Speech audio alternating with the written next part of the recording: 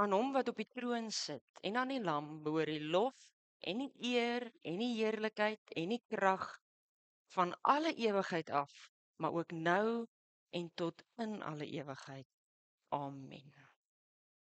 Gemeente groet in die naam van die Vader en van die Seun en van die Heilige Gees. Nou as ons weet wie God is en in wie se teenwoordigheid ons is, dan moet ons nou ywerig wees om hom so 'n bietjie te loof en prys. So ek gaan oorgee en dan gaan ons 'n paar lekker aanbiddingsliedere saam sing.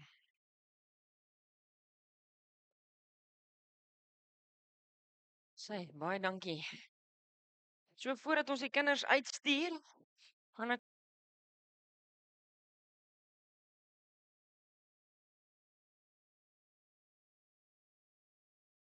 gemeente voor ons die woord oopmaak, kom ons word 'n oomblik stil en ons bid ook tot die Here saam.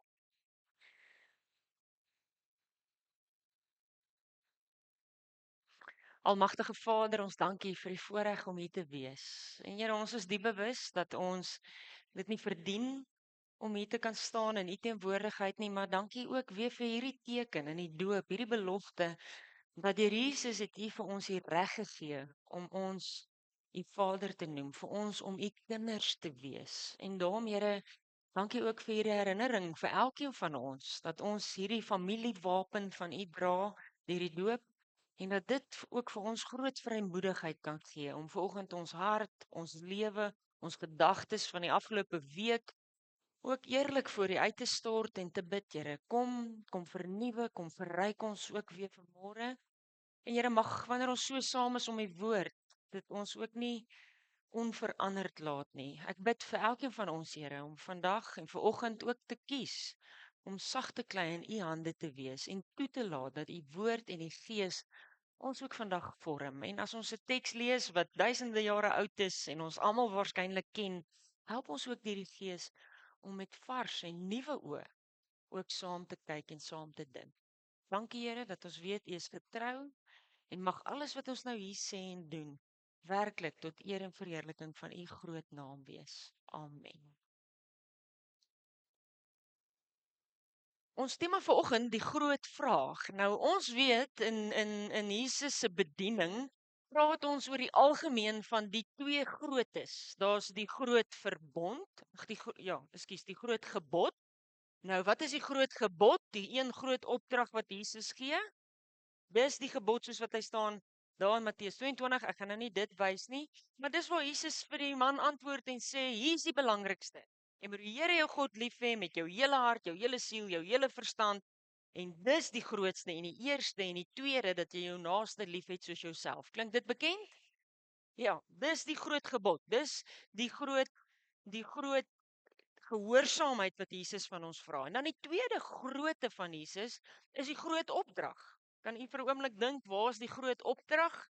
As ons kyk aan die einde hier in Matteus 28, as hy dan vir hulle sê, goed, hier's wat julle nou gaan doen wanneer ek opvaar hemel toe. Gaan dan na die nasies toe, maak die mense my disippels, doop hulle in die naam van die Vader en die Seun en die Heilige Gees en leer hulle om alles te onderhou wat ek julle beveel het en onthou ek's by julle tot die volëinding van die wêreld. Dis die twee grootes wat ons almal ken en waar by die kerk staan. Maar vanoggend wil ek 'n derde grootte op die tafel sit. Dat Jesus vir ons 'n groot gebod gegee het, maar dat hy ook vir ons 'n groot opdrag gegee het en dat hy 'n groot vraag gevra het wat krities is vir elke Jesus volger. En u gaan hierdie vraag baie goed ken. Ek sien party van u het al geblaai. Ek sal dit op die bord ook sit.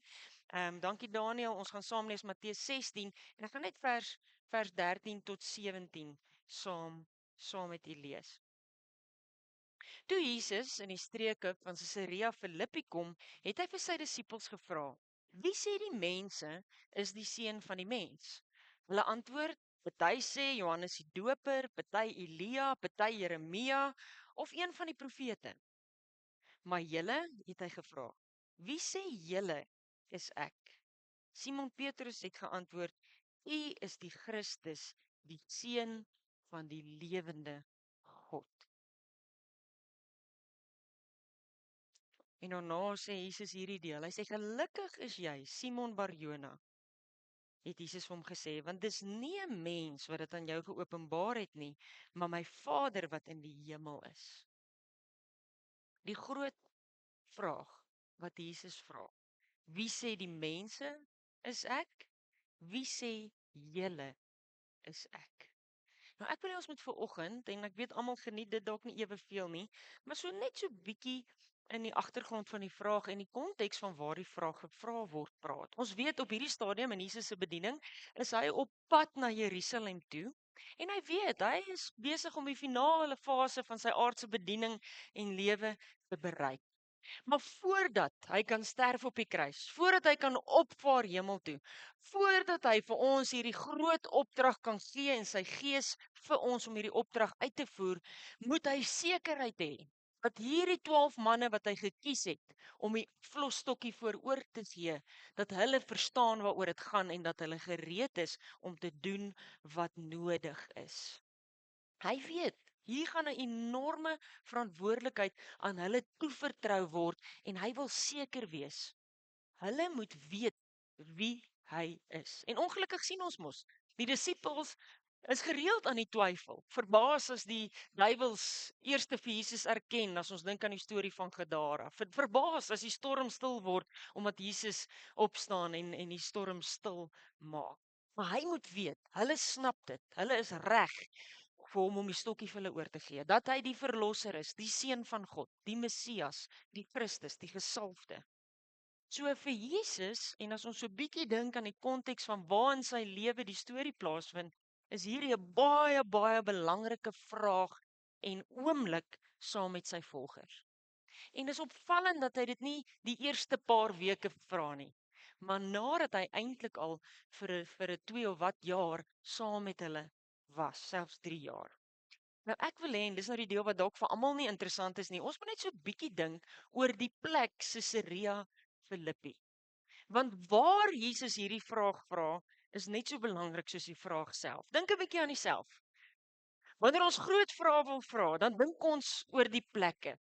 As jy nou getroud is of in 'n verhouding, het jy bietjie gedink oor waar jy die groot vraag gaan vra. Was dit belangrik? Voor baie mense dat daar getuies is en hulle te sleg voel om nee te sê dalk. Miskien op die plek waar jy julle eerste date gehad het. Ons weet kinders, jong mense, jy weet ook waar jy jou pa die vraag vra is belangrik. Vra hom terwyl hy in die garage werk aan sy houtprojek, want dan sê hy in sy happy place, so dan gaan hy dalk makliker ja sê. Ek onthou op skool, ek kom daar uit die Bosveld wêreld uit. Ek het geweet as ek so my pa beeste toe ry, is dit die beste tyd om vrae te vra, want of hy gaan so gefokus wees op die veld en die beeste, hy gaan net sê of hy's ten minste net ontspanne en gelukkig. Dis belangrik waar ons vra. En as ons so bietjie net kyk na die geografie van Israel, dan as mens dink Jesus is van Galilea af op pad Jerusalem toe, maar hy gaan al die pad op Caesarea Philippi toe. Dan sê dit vir ons hy wil vir 'n rede daar staan en die vraag vra. En ons kan eintlik nie die vraag hanteer voor ons nie besef hoe belangrik die plek is en wat die implikasie van die plek is. Want hierdie gebied waartoe Jesus hulle vat, is hoofsaaklik 'n nie-Joodse gebied. En ons het nou al 'n bietjie gelees as jy die evangelies lees dat oral waar Jesus is, om die skares. Hy's oorweldig. En hy het 'n oomblik nodig waar ander mense hulle nie gaan pla nie, dalk nie gaan mooi weet wie hulle is nie. En hy so 'n bietjie van 'n dis amper soos 'n huddle geleentheid. Wat gebeur halftyd op die veld? Die span huddle so 'n bietjie saam, vergeet van die mense agter hulle, fokus op mekaar en hê 'n oomblik om mekaar weer moed in te praat en weer vir mekaar te sê, kom, onthou ons gameplan. Caesarea Philippi is omtrent 40 kilos noordoos van die see van Galilea.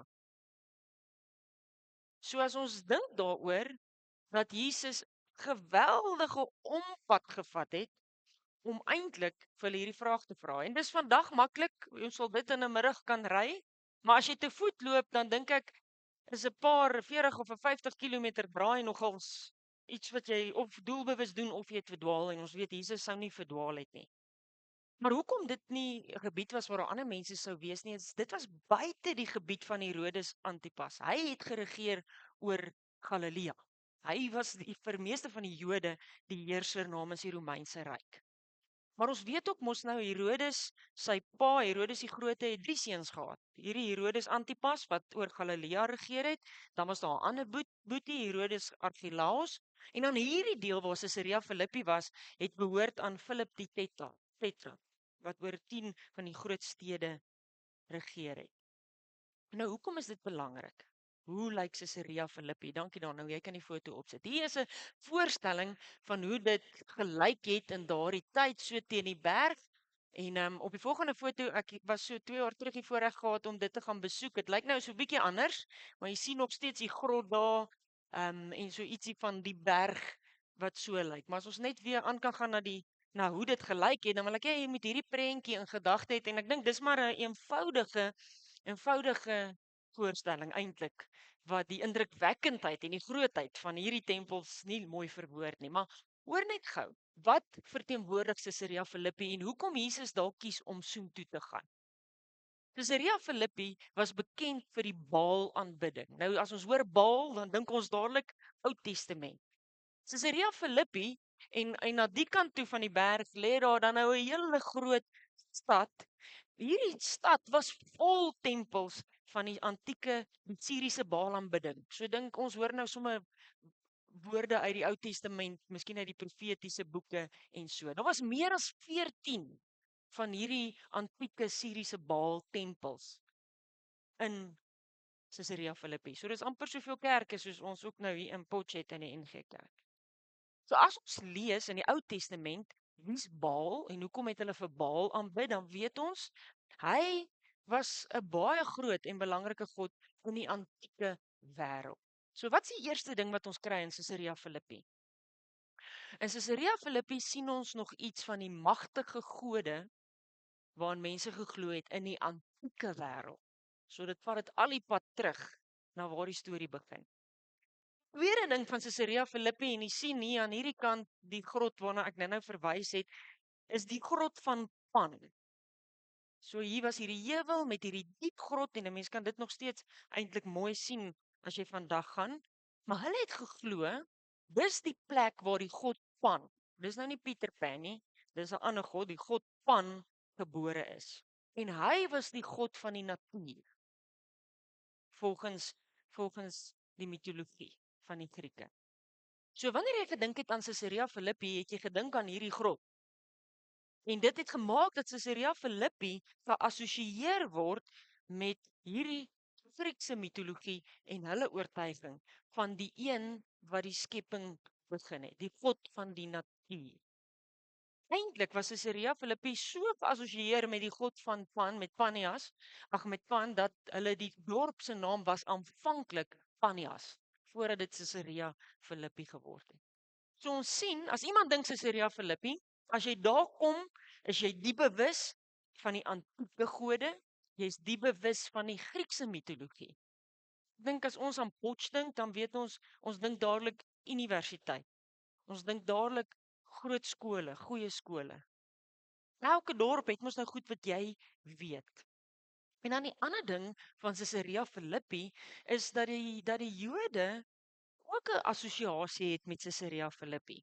Daar is 'n geskiedkundige Joodse skrywer wat wonderlike materiaal het van in die tyd van Jesus net na Jesus. En hy skryf ook oor 'n grot buite Caesarea Philippi en hulle glo dis waar die oog waaruit die Jordaanrivier ontstaan het. Nou as ons die Bybel lees, het die Jordaanrivier belangrike betekenis. Het gesê hierdie is water uit die Jordaanrivier. So selfs vandag, dit het vir ons 'n geestelike konnotasie as ons dink aan die Jordaanrivier. So as jy dink aan die oog van die Jordaan vir die Jode, is dit ook iets van hulle storie en hulle sou onthou van waar hulle vandaan kom. En in die meer antieke Joodse geloof sou daar so wees dat geen goeie toegewyde Jood sou nie geweet het dat daar by Caesarea Philippi is die oog van die Jordaan. En dan die laaste ding wat ek dink ons vir mekaar moet sê, en ek hoop jy is besig om te hoor, as hier verhoog is waar hierdie toneel afspeel, dan verf ek nou net die backdrop waarvoor hierdie toneel afspeel. En dit is belangrik om te weet wat hierdie backdrop is, sodat ons verstaan wat gebeur. Maar in Caesarea Philippi was daar indrukwekkende, en jy sien dit daar, tempel vir die keiser gebou. En dis hoe dit gewerk het. As jy regeer het oor 'n gebied, hoe meer jy die keiser se ego so bietjie opbou, hoe meer is jy in sy guns en hoe meer gaan jy waarskynlik ook weer beloon word en meer mag en meer eiendom en meer status kry. En elke stuk gebied, onthou die Romeinse ryk was groot en dit was nie so maklik soos ons reële vinnige teamsvergadering met al die leiers om seker te maak alles lyk goed oral nie. So hulle moes redelik beheer probeer hê deur goeie strategiese leiers te hê wat namens die keiser reageer. En wat ons weet is dat Herodes die groot al hierdie tempel gebou het om dankie te sê vir die keiser vir land en vir ekstra grond wat hy vir hom gegee het. So dis so 'n bietjie 'n bewys van lojaliteit as jy nou vir 'n mooi tempel vir die keiser bou. En dit was hierdie ongelooflike wit marmer gebou, baie indrukwekkend wat ek dink jy sou geweet het en dadelik aan gedink het as jy aan Caesarea Philippi dink. Ons ook so. As u hoor New York, waaraan dink jy? Dink dalk aan die Statue of Liberty. As ons dink Parys, waaraan dink jy? Dink dalk eers aan die Eiffel Tower of die Arc de Triomphe of die so is daar sekere goed wat ons assosieer. En hierdie tempel sou ook definitief een gewees het. En wat Filippus gedoen het toe hy nou by sy pa oorneem is hy het besluit hy gaan nou hierdie tempel soos daai stories wat ons kyk 'n extreme makeover gee en dit nog mooier en nog groter en nog blinker marmer gee. En om die keiser te eer verander hy toe die naam na Caesarea toe wat beteken Caesar's town. Maar om nou seker te maak mense is nie verward nie want ons 'n ander Caesarea naby die Middellandse See het hy nou maar sy naam ook bygesit. Seker nou net om verwarring te onderskei. Ek seker daar was nie ego enigsins op die spel nie. So dis hoekom dit toe nou Caesarea Philippi word. En niemand kan aan Caesarea Philippi in hierdie tyd gedink het sonder om hierdie hoop glinsterende marmer te sien, selfs van ver af. Dadelik bewus van die mag en die goddelikheid wat die Romeinse keiser en die Romeinse ryk gebring het. So hoor jy die beweging, hier is ons agtergrond. Ons het in Caesarea Philippi 'n definitiewe bewustheid van die antieke gode verteenwoordig deur Baal. Ons het 'n bewustheid van die Griekse gode. Ons het 'n bewustheid van die Romeinse tyd waar die keiser gesê het hy is 'n god en al hulle gode en selfs van die Joodse tradisie en die oorsprong van die Joodse tradisie. Nou ek dink Jesus is baie doelbewus met waar hy hierdie vraag vra. En as ons net verstaan waar hy gaan en die moeite wat hy doen om eers so om Jerusalem toe te gaan, dan moet dit vir ons op 'n ander manier die vraag laat hoor. En dit maak die toneel wat hier afspeel soveel meer dramaties. So miskien vir die van die wat nou nie hou van geskiedenis nie, om dit in 'n moderne konteks te sit. Dis so goed. So as Jesus hier vandag op aarde was, vat hy sy disippels en hy gaan met hulle Mekka toe, wat die hoofkantoor van die islamitiese geloof is, die moslems. En daar voor Mekka gaan staan hy en sê, wie sê julle is ek? Of dalk daar in Las Vegas, ek sal eerder nie vra wie was al in Las Vegas nie. Dalk daar voor Vegas, daar op die strip waar al die casinos en alles gebeur, dat hy daar gaan staan. Wat dalk die moderne gode van ons tyd verteenwoordig. En daar sê, hey, maar wie sê julle, wie is ek? Dink dit 'n oomblik hieroor.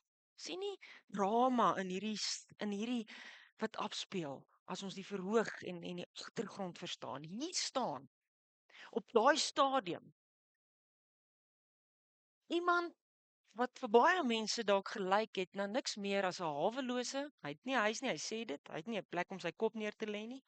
'n Hawelose, platsak timmerman met 12 baie gemiddelde, pynlik gemiddelde mense, mans om hom. Hy staan in 'n omgewing wat gevul is met die tempels van die grootste geloofsbeweging van die antieke en moderne tye. En hier van alle plekke vra hy vir sy disippels, wie sê julle is ek? Mens kan nie help as mens so ietsie van Caesarea Philippi nou verstaan om te sien dat dit lyk asof Jesus homself so half doelbewus voor die agtergrond van al die ander wêreldgelowe oor die tye heen gaan neersit nie. En dat hy op 'n manier vereis. So sien julle al hierdie waarmee julle beïndruk is hier, en hy vereis, vergelyk my met alles wat almal ken en andersins aanbid en sê vir my, wie is ek? Met die wete, daar is net een ware God. Eintlik as ons die evangelies lees, is hierdie een van daai hoogtepunte, een van daai minplekke waar Jesus se bewustheid van sy eie godheid so helder en duidelik skyn. Hy's nie bang om vergelyk te word nie. Ek weet nie of ons dit sal doen nie. Weet nie, as jy nou in 'n verhouding is, of jy nou 'n foto van die mooiste man van die jaar, daar's mos elke jaar wat hulle stem vir die mooiste man. Ek sien Jeremy Clarkson is nou gestem as die mooiste man in die UK. Weet nie hoe dit werk nie. Ek weet hulle tande is nie goed nie, maar hulle oë, maar hy is 'n oulike ou. Ek sal dit vir hom gee. Maar kom ons vat nou 'n Channing Tatum of ek weet nie, dalk 'n jong Steve Hofmeyer. Ek weet nie wie roer nou die hartsnare nie. Om voor jou vrou te gaan staan met 'n poster van die mooiste man in die wêreld en te sê, "En sê vir my of is ek mooi? Is ek handsome? Vergelyk my hier." Jesus is nie bang om teen wat ander mense dalk sal dink 'n bedreiging is te gaan staan. Hy weet wie hy is. So hier's net so ietsie van die agtergrond en hoe dramaties hierdie toneel eintlik is. En nou wil ek hê ons moet ook vinnig kyk na die vraag, want ek dink dis waar dit vir ons ook dalk 'n bietjie relevant raak. Nou sy eerste vraag, die eerste keer sê hy vir hulle, dankie Daniel, jy kan vir ons daai teks opsit. Hy sê, "Wie sê die mense is die seun van die mens?" Nou alles wat Jesus gedoen het en as die skares hom gevolg het, dan dis nie 'n nuwe probleem nie. Mense het oor hom gepraat. Mense het van hom gepraat. Hy weet dit. Mense het gespekuleer en gewonder en selfs gekritiseer. Wie is hierdie man? Wie dink hierdie man? Wie is hy? Hy doen hierdie groot goed. Hy weet mense praat. Hy weet die Jode het uitgesien vir die Messias, die verlosser wat moet kom en dat hulle opinies het en onder dit ook stry, is hy die een wat ons gaan kom bevry van ons verdrukking. En dan hulle antwoord wanneer hulle sê, dankie Daniel, hy sê, wie sê die mense is die seun? O, ek het nie dit ook nie, ekskuus Daniel. En hulle antwoord is, wel, Elia, party sê Johannes die Doper, een of ander profeet. Sê dit vir ons, sy volgers op hierdie stadium, of die mense, ekskuus, op hierdie stadium, selfs wat sy wonders gesien het, selfs wat sy preke gehoor het, selfs wat in sy teenwoordigheid was, weet ons nie mooi wat om met hom te maak nie. Ons kan baie keer dink, "Jeeg, maar dit was seker die beste tyd om te leef. Ek wens ek kon leef toe Jesus met sy voete op aarde was en ook in daai skare sit en net een wonderwerk sien." En tog sien ons die mense wat dit met hulle eie oë gesien het dit dikwels bietjie gemis.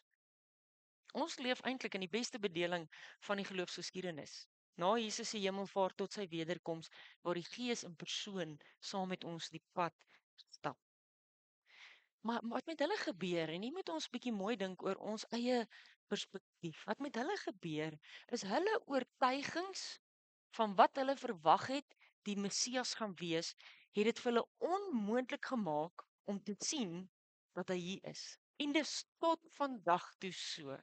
As jy met 'n Joodse persoon praat, hulle kan nie dit aanvaar nie. Die Messias moet nog kom. En op 'n manier hoe die mense van hom praat is nogals positief. Ek weet nie of ek die guts sal hê. Ek mense praat altyd van almal. Om rond te gaan en te sê, hoorie, wat sê die mense van my? Wat sê die mense van my? Ek sal bang wees om te hoor wat is almal se opinies. Ek weet nie of u brawer as ek is nie, maar dis dalk beter om nie altyd te weet nie, want ons as mense is maar baie krities oor mekaar. Maar God, Jesus is God, hy doen anders en eintlik gee hulle vir hom 'n soort van 'n kompliment. Hulle sê eintlik hy's 'n voorganger van die Messias, wat 'n belangrike persoon sou wees. Maar wat hulle breek Wat hulle lense waarmee hulle Jesus sien vuil maak, is hulle persepsie. Hy is nie die militêre leier wat hulle gedink die Messias gaan wees, wat die Romeine op hulle plek gaan kom sit en met fors en met geweld die troon gaan terugkry vir die Jode, vir die Dawidshuis nie. En omdat hulle persepsie van wie hulle dink Jesus moes wees, maak dit vir hulle onmoontlik om te sien vir wie hy regtig is. Is dit nie hartseer nie? Hartseer as mense se eie oortuigings tussen hulle en 'n ontmoeting met die ware persoon van Jesus staan. Maar dan kom Jesus by die volgende vraag en hy sê: "Maar wie sê julle is ek?" En hierdie is 'n vraag wat saak maak. Hierdie is die oomblik van waarheid. Hierdie is die van hierdie boodskap en hierdie werk veilig wees by hierdie manne wanneer hy hemel toe vaar. Die absolute oomblik van waarheid gaan hulle hom herken en erken as die seun van God, die verlosser. Nou wat so mooi is in hierdie storie, is altyd lekker as mense evangelies lees, want 'n mens leer die disippels ook so 'n bietjie ken. En ook hulle eie foute en hulle eie karakter. Want ons sien so 'n bietjie ietsie van Petrus se impulsiwiteit. Daar's so ietsie van sy temperament dat hy half vinnig inspring met 'n antwoord. Ek dink dis een van daai vrae wat 'n mens vra. Dis seker so in die klas ook vir die dosente wat dalk hier is waar jy 'n vraag vra en almal of miskien dan sê wie gaan vir ons afsluit met gebed en skielik jy vinnige ek moet net gou hier kyk, ekskuus ek dink al die disippels het so 'n oomblik gehad van dis 'n strikvraag en gelukkig vir hulle, ek dink tot hulle verligting, kom Petrus se temperament in en hy antwoord dadelik en eerste en hy sê, hy is die Christus, die seun van die lewende God. En hier is dalk vir ons voel dit soos ou nuus. Maar hierdie verklaring, U is die Christus. Christus, Griekse woordjie vir Messias, die gesalfde, die een wat gestuur is. Die seun van die lewende God. En daar weet Jesus, hulle verstaan. Hulle verstaan waaroor dit gaan. Nie net nog 'n profeet nie. Nie 'n Napoleon, Alexander die Grote tipe leier wat met fors gaan kom nie. Baie meer is hier aan die gang. Nou, en hier's waar ek u wil nooi om dit so 'n bietjie meer persoonlik te maak. Ek wonder, hoe Jesus ken hulle tog? Ek dink die huddle oomblik was belangrik om te bevestig, soos 'n afrigter vir hulle span weer wil bevestig. Maar ek wonder of Jesus nie meer ter wille van sy disippels en ter wille van ons, wat 2000 jaar later as Jesus volgers moet leef, hierdie vraag vra nie. Dat hierdie vraag steeds relevant is vir een vir my in 2024. Dat dit nodig is meer vir ons om daai vraag te antwoord as vir hom om die antwoord te hoor. En dis by die doop die uitnodiging sodat ons eendag wanneer ons begrip het en volwasse is, daai vraag vir onsself kan antwoord. Elke liewe mens, en jy kan jou lewe lank in die kerk sit en nooit ten volle hierdie sien nie. Nooit ten volle. Ja, ek glo Jesus is seun van God. Maar hoe leef dit in my verhouding met hom en in my verhouding oral waar ek beweeg met mense om my? Dat hierdie 'n ontdekking is wat meeste mense hier dit iewers gemaak. Dis 'n eenmalige ontdekking van wow, ek snap die evangelie en ek glo dit en Jesus is my verlosser en ek glo hy is die seun van God en dit wat ons alles bely. Maar dis meer as net 'n eenmalige. Dis ook 'n herhaaldelike, doelbewuste weer ontdek, weer bevestig. En dis wat ek ver oggend net weer wil beklemtoon en ek dink dit sluit aan by wat ons glo van die verbondsdoop ook. Dat Jesus vra hierdie vraag en dit raak baie persoonlik. Want dit moet 'n persoonlike ontdekking wees. Jy kan dit nie maar net glo omdat jy so groot gemaak is nie. Iewers moet dit vir jou 'n persoonlike ontdekking wees. Jy kan elke een van Jesus se uitsprake, wonderwerke, gelykenisse op die punte van jou vingers ken en nog steeds nie daai persoonlike ontdekking maak nie. Want ware Jesus volger wees gaan nie oor weet van Jesus nie. Dit gaan oor ken vir Jesus. Ons kan baie weet van baie mense wat ons nie ken nie. Ons het Google, ons het sosiale media, ons het die huisgenoot. Dit is nie dieselfde as om hulle te ken nie. En hoor vanoggend hierdie vereiste. En dis my oproep. Dat Jesus van elkeen van ons en dat ons vir kinders moet help om dit te besef. 'n Persoonlike oordeel, 'n persoonlike uitspraak vra. En jy, en daar kan jy jou eie naam insit. Wie sê jy is ek? Maar ek wil dit bysit en dis hoekom ek nou so 'n bietjie tyd spandeer het om oor Caesarea Philippi te praat. Jesus vra nie hierdie vraag nie. Hy vra dit nie in 'n sinagoge nie, hy vra dit nie in 'n tempel nie, hy vra dit nie eens in 'n Joodse distrik nie. Hy wil homself opstel in Caesarea Philippi teen al die ander gode waarteen mense se harte teer geloof in Christus. So ja, natuurlik vra hy dit hieroor.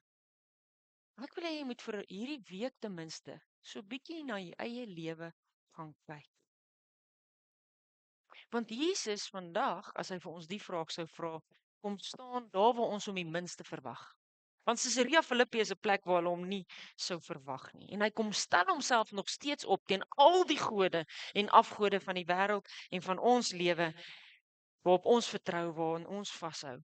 En hy soek hierdie antwoord op die mees onwaarskynlikste plekke van jou lewe. En ek wil vir julle nooi om so 'n bietjie dalk in hierdie week oor dit te dink. Jesus kom staan in jou persoonlike lewe. Miskien daai deel wat net jy en as jy getroud is, jou eggenoot van jou ken. Jesus kom staan in ons verhoudings waarin ons leef. Elke een, nie net die wat ons kies om met hom te deel nie. Jesus kom staan in ons toekoms, drome, planne, kommernis, angstigheid. Jesus kom staan op die paviljoen terwyl ons die groot wedstryd kyk op Loftus. Jesus kom staan om die braaivleisvuur. Wanneer die glasies geklink word en grappies gemaak word en op maniere oor ons land en ons wêreld gepraat word. Daai plekke. Dis die agtergrond van die verhoog van ons lewe waarvoor hy kom staan. Sê met al hierdie goed. En dan dink ek 'n belangrike plek waar Jesus ook kom staan is in die seer. Miskien selfs in die verlede wat nog seer is. Wat dalk gaan voel of dit altyd seer is. Daar op sensitiewe plekke waar ons niemand wil toelaat nie. So ons sê Here, ek nooi in my lewe in. Dan is dit nie soos ons met ons gaste maak nie. Wat gebeur as iemand by u kom kuier vir 'n naweek? Jy sê, maak jouself tuis. Maak jouself tuis. Dis help jouself doen wat jy wil. Maar hoe gaan dit voel as jy instap en hulle is besig om daar in jou eie slaapkamer bietjie deur die laaie te krap? Of in daai linnekas wat jy skaars toe kry? Soos nee, dit is ongeskik. Met maak jouself tuis het ek bedoel jy kan vir jouself koffie maak as jy wil en op die bank sit en TV kyk daar. En ons doen dit met die Here ook. Sê kom Here, kom in my lewe, maak jouself tuis behalwe hier. En dis die plekke waar Jesus wil kom staan. Wat is die goed wat in ons lewens kompeteer met die belydenis wat ons sê ons maak? En hoe sal dit lyk as Jesus op daai plek hierdie vraag kom vra? Ek gaan afsluit. Ek dink dit is belangrik en ek dink dit is die wonder van 'n almagtige Here wat al hierdie goed bereken. En die skat van die woord is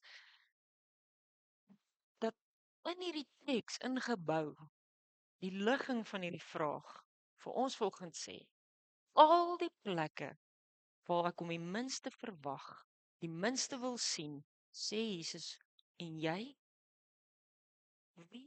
wie sê jy is ek?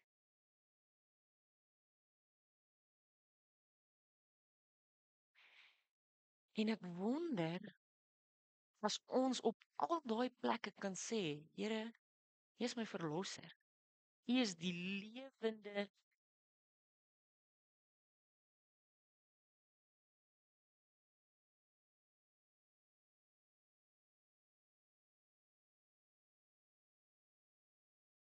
Kom ons kyk, ek dink hy's terug. Dankie Willem. As ons sê, U is die Here, U is die lewende God, my persoonlike verlosser, dan moet hierdie belydenis jou identiteit vir altyd verander. Maar nog belangriker, as ons op hierdie ongemaklike plekke waar Jesus kom staan, hierdie vraag kan antwoord en bely, ontdek ons Jesus verander dan daai plekke. As ek bereid is om hierdie vraag te antwoord en dan ook so te leef dat die antwoord wat ek gee pas by dit wat ek sê. Of dit in my sosiale lewe, in my huwelik, in die werksplek, waar dit mag wees. As ek kan sê, Here, ek glo U is die lewende God wat leef en heers in my lewe, wat my verlos het, wat gekom het sodat ek lewe in oorvloed kan hê, nou en in ewigheid. Is die ongelooflike ding of dit seer is, of dit kwaad is, of dit bloot net ongehoorsaamheid is, as ons hom daar innooi waar hy wil kom staan en nie hier nie, in ons lewe kom verander hy daai plekke ook in ons lewe. Die vraag is, het ons die moed om op die onwaarskynlike plekke van ons lewe hierdie vraag te antwoord? Het ons die guts? Het ons die antwoord? Sal ons nie regtig hierdie woorde kan sê in sekere areas van ons lewe nie? En is ons gereed om dit wat ons antwoord is, regtig voluit te leef? Ek wil u uitnooi hierdie week. Daar waar u beweeg, mag hierdie woorde na u toe kom. En jy, vul in jou naam. Wie sê jy? Wie leef jy? Is ek. Amen. Almagtige Here, dankie dat U met ons op 'n persoonlike, intieme, diep manier betrokke wil wees. En dankie Here vir elkeen wat in hulle geloofsreis hierdie oefen en leef en wat dalk vanoggend hier kan sit en sê ja, gemaklik, ja. Here, dankie dat ons iets van U oortuiging, dat U weet wie U is. Dat U nie bang is of bedreig is deur enige afgode of dit antiek of modern is nie. En wil U ook in ons lewe die afgode wat met ons hart kompeteer, wil U vir ons dit kom uitwys. Wil U hierdie Caesarea Philippi's in ons lewe kom uitwys. En wil U ons help om te sien wanneer U daar gaan staan met hierdie vraag.